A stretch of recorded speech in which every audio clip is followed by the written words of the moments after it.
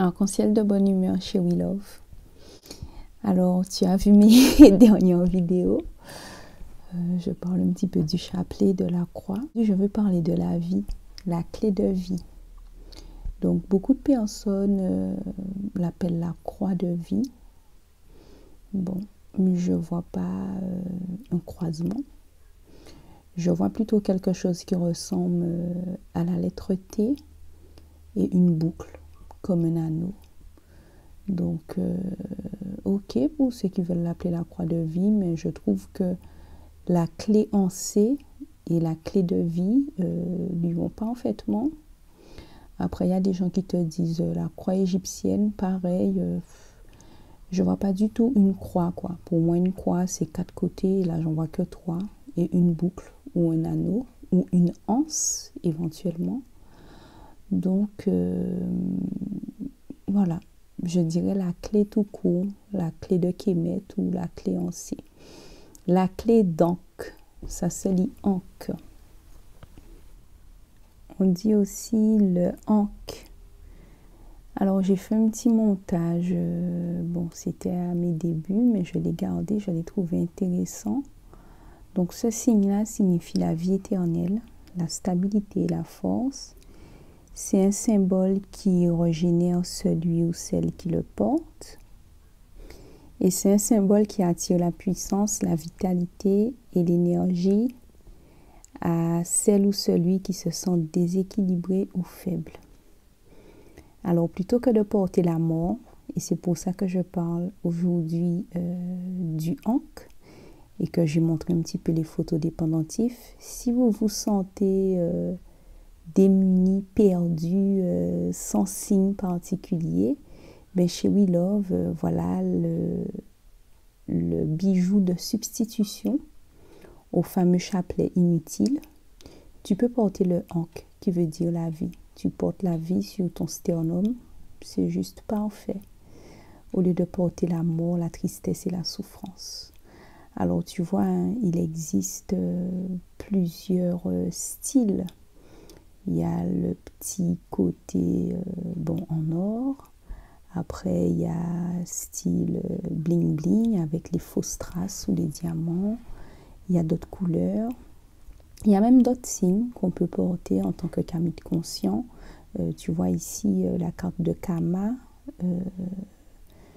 Il y a aussi le faucon. On voit que Kanye, lors de concert, bon, c'était un peu gros son faucon, mais il a porté le faucon qui symbolise Héros, qui s'appelle Horus, mais qu'on appelle Héros, bien sûr. Et Rihanna aussi, un concert, pardon. On voit ici qu'elle a porté un collier avec plusieurs ancres. Et tu vas faire le lien. Kanye et Rihanna se sont habillés avec des symboles qui rappellent Kemet. Et ils ont mis la couleur rouge. La couleur rouge qui est la couleur de Sekhmet guerrière. Donc Sekhmet, c'est un éther parmi les Nétérous qui accompagnent Amon. Et c'est Sekhmet guerrière. La couleur rouge, c'est la couleur de Sekhmet guerrière parce qu'elle a d'autres aspects. Elle a un aspect aussi pour le soin, la guérison, qui est dans une autre couleur. Mais là, pour le rouge, c'est ça. Donc, c'est comme si de manière, comment je dirais, de manière subtile, ils invoquent Sekhmet guerrière pour pouvoir leur venir en aide, en fait. Bon, en tout cas, c'est sur un combat. On ne sait pas exactement quel combat, mais elle est sollicitée, ça c'est certain. Alors voilà pour la vidéo d'aujourd'hui. Merci de l'avoir regardée. N'hésite pas à partager si ça peut plaire à certaines personnes autour de toi. Et voilà, une image qui me parle beaucoup. Contrairement à ce que les gens pourraient croire, nos ancêtres n'ont pas embrassé la religion par amour, mais plutôt par crainte, parce qu'ils ont subi des mauvais traitements. Et souvent, leur vie était mise en péril s'ils n'adoptaient pas la religion de l'oppresseur et ses pratiques.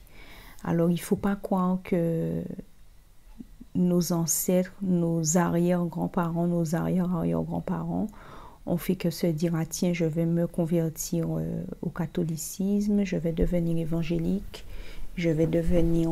non, c'était pas du tout un élan d'amour, mais plutôt par crainte pour leur vie, plus un instinct de survie.